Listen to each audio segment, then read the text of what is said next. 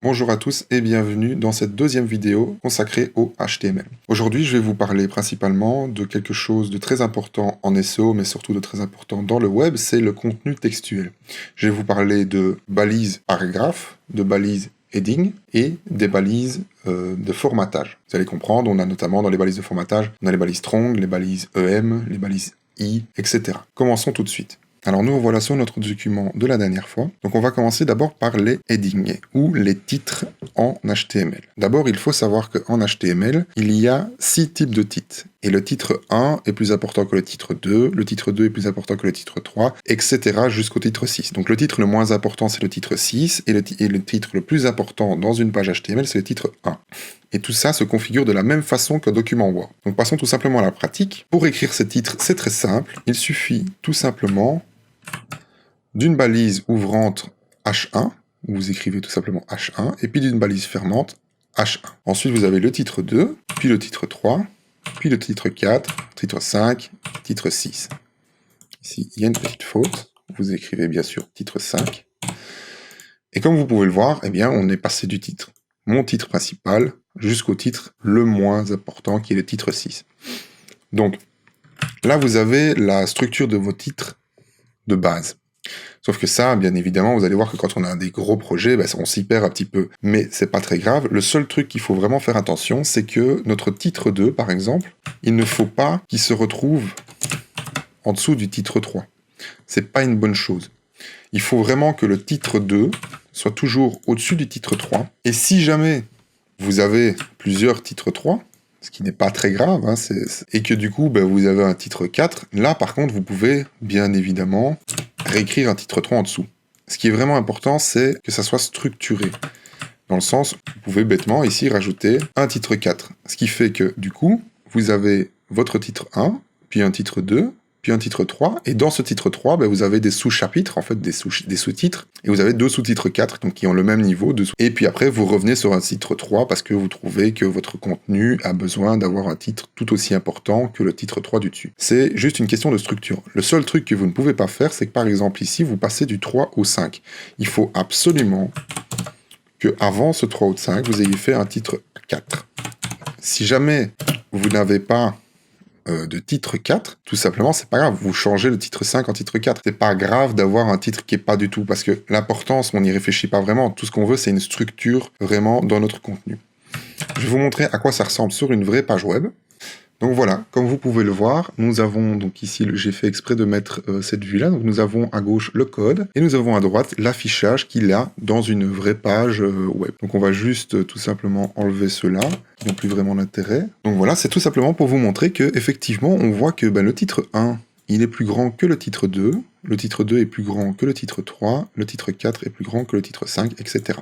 Alors il faut faire attention, ici on a juste une question de grandeur, c'est pas une question de style, c'est vraiment comme ça que s'écrit le HTML. Si vous voulez changer le style de certaines choses, on le verra plus tard dans comment est-ce qu'on utilise les CSS. Passons maintenant tout de suite à la deuxième partie. Dans cette deuxième partie, on va tout simplement s'attarder sur un truc très simple qui est le paragraphe. Alors comment est-ce qu'on écrit un paragraphe? Comme ceci. On ouvre la balise, un P, et on ferme la balise. Et naturellement, sur bracket, ça le ferme, il faudra du coup faire une balise fermante également. On écrit notre texte, et du coup, comme vous voyez à droite, notre texte est écrit en dessous du titre 1, parce qu'on a décidé de l'écrire en dessous du titre 1. Comme vous voyez, le HTML, c'est vraiment pas quelque chose de très compliqué. On lui donne une place, et ça se met à la place à laquelle il est. Ça, c'est comme ça qu'on écrit un paragraphe. Si jamais vous avez plusieurs paragraphes, tout simplement, vous créez en dessous un deuxième paragraphe, et vous voyez que, naturellement, ça crée un deuxième paragraphe. Alors ensuite, quand on parle de HTML, et quand on parle de contenu textuel surtout, il faut connaître 3 balises qui ont chacune d'entre elles une importance assez forte dans le SEO. Alors je vous en parle typiquement parce que je fais des vidéos sur le SEO et que du coup, je trouve que ces balises-là ont un intérêt à se trouver dans cette vidéo. Donc la première balise que je vais vous parler, c'est la balise strong. Et vous allez voir ce que va faire sur le texte cette balise. Donc pour faire une balise strong, on écrit strong comme ceci et on ferme la balise. Et comme vous voyez, encore une fois, c'est une balise très classique où il y a une balise ouvrante et une balise fermante. Dans cette balise, on y rentre un mot ou un groupe de mots. Ici, on a décidé de rentrer le lorem ipsum.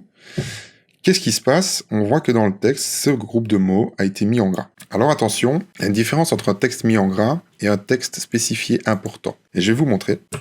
En HTML, on a une autre balise qui s'appelle la balise B. Cette balise B, comme vous voyez, elle met également le texte en gras. Sauf qu'il y a une très grande différence entre cette balise B et la balise strong. Cette différence, c'est quoi? C'est tout simplement que le strong dit à Google que ce mot est un mot important, tandis que cette balise met juste ce mot en gras.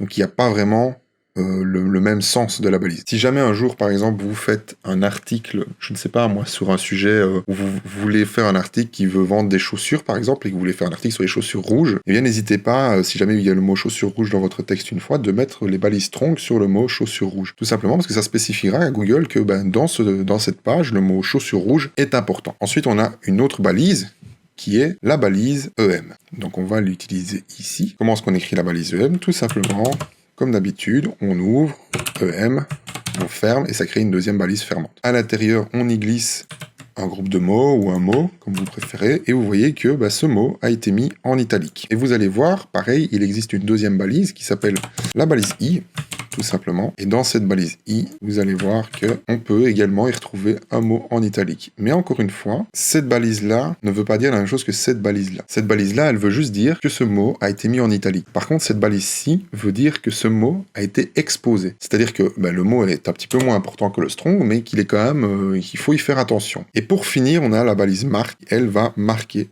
la balise. Je vous montre. On l'écrit comme ceci. Et on va y mettre ce mot, par exemple.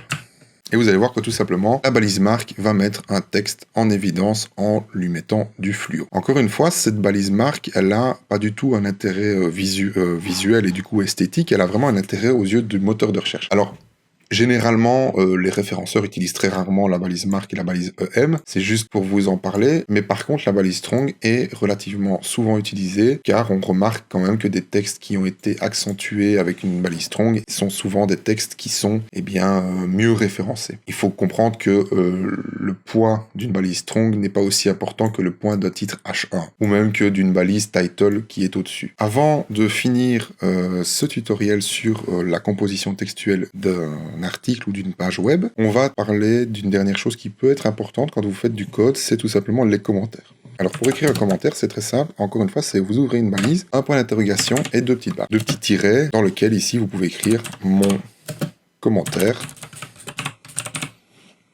Et puis ensuite, pareil, deux tirets et vous fermez.